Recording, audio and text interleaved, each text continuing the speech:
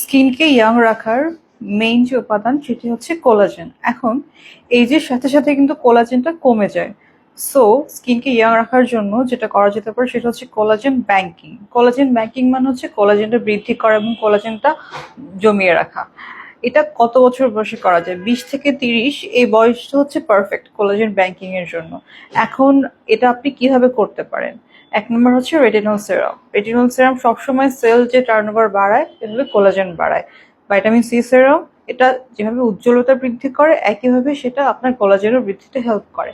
এবার আসি হচ্ছে সানস্ক্রিন নিয়ে। আপনি যত ইউভি ড্যামেজ অর্থাৎ মানে রোদে স্কিনের যত ড্যামেজ হয় আপনার কোলাজেন তত নষ্ট হয়।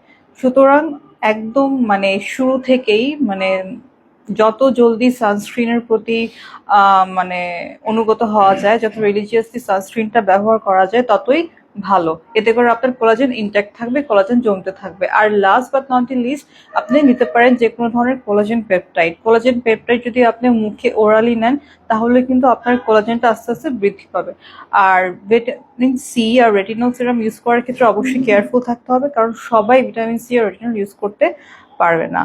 আপনারা ব্যাংকে টাকা জমান কিন্তু কোলাজেন মানে টাকার ব্যাংকিং নিয়ে সবাই বিজি, কিন্তু কোলাজেন ব্যাংকিংটাও কিন্তু ইম্পর্টেন্ট সব দিক থেকে, নিজের স্কিনের সৌন্দর্যের জন্য এবং নিজের হেলথটাকে ঠিক রাখার জন্য।